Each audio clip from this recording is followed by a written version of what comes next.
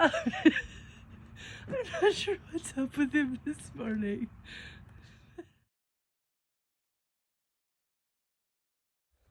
Hey, so welcome to, well, what are we going to call it now? We're thinking of a name change. I'm Laura Hicks. Right now, we are under Laura Hicks. But my son is also ranching with us.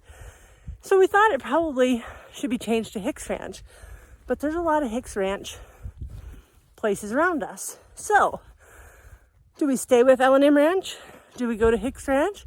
Or do we change the name to Hicks from the Sticks? Let me know in the comments.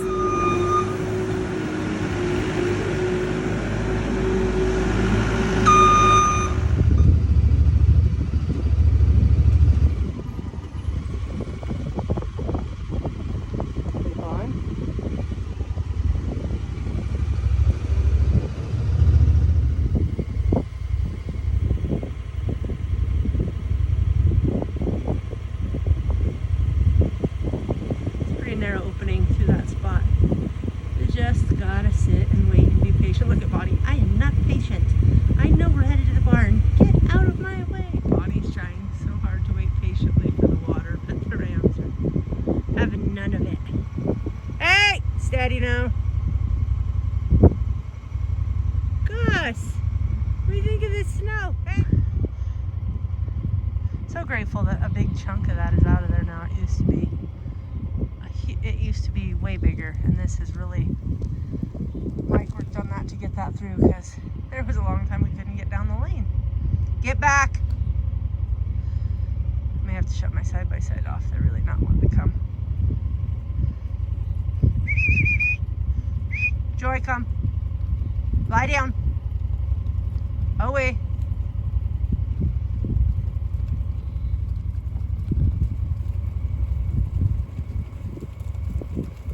Steady now. Jen, steady. Guard dogs are, oh, we're getting their fill of their guard dog feeder real quick. Steady.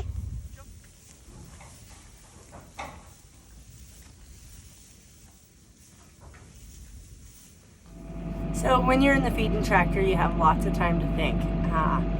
So I spend a lot of it thinking and praying and meditating on a word that the Lord's given me a lot of times. And one that our pastor recently said in one of his messages was, if you were going on a flight, would you rather fly with a pilot who has flown through some storms and come out the other side? Or would you rather fly with someone who has all the book knowledge in the world but has never ever been through a storm yet? I know the answer. I would rather choose someone who's been through the storm and come out the other side. And I feel that same way about, when I go to people for prayer, I want to go to those people who've been through the storms of life and have come out the other side with their faith even stronger. So, fun fact, my dad is a pilot. And when we were kids, we had a ranch that Dad was partners with up in southeastern Montana. It was a big ranch. And it was way out. Like, the nearest town was 60 miles away. And a lot of it was down gravel roads. And so we would fly, because Dad would take all of us up there, and we would spend the summers up there when vet work was a little slower. And so we would stay up there and kind of take our turn taking care of stuff. And we would fly in a lot of times. And there's like a bluff or a butte, depends on what people call it. But it's flat ground with a drop-off point. So taking off or landing, you will run out of space. That's what it is. When you run out, it's straight down. So when I was a kid, I can remember thinking, this is awesome. I fully trusted my dad. He was a great pilot. He was a great dad. He is a great dad. And so I didn't stress over it or worry about it. I always knew we'd get it done. I always knew that every time we landed or took off, he would get it done. He would handle it. That childlike faith is just something amazing, isn't it? And as we get older, a lot of times, many of us, life storms come along and they batter us and bruise us, and we start to diminish a little. And then instead of feeling that exhilaration that your father's going to get that plane stopped before you go off the cliff, or taken off before you fall off the cliff, and you have that childlike faith that you just trust he's going to do it. And as you get older and you go through the storms of life, a lot of times we let that batter us down and I don't know. It feels risky to believe that we won't fall off the cliff.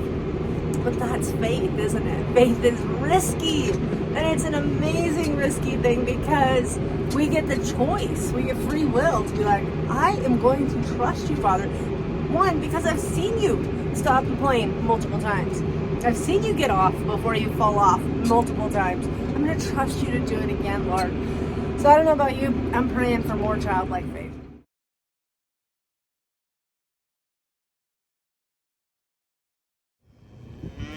Your patience level, kids, is astounding. All objecting, aren't you? Poor things. Because someone has to do some of the work to get your grain to you. I'm not sure why I find that so funny, but I do.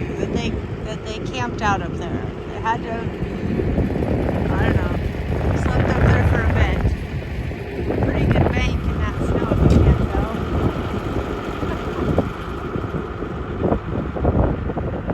So they had the best of both worlds, I guess. A little perch up there and breaking the wind down here. I have to feed you girls to the hay yet again. Already fed 2 bales. Why do you always have to come low on the ones I'm trying to coordinate that with? Girlfriends?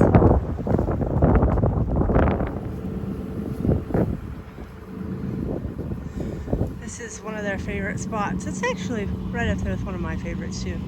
When calving starts, a lot of times they like to be right down in here.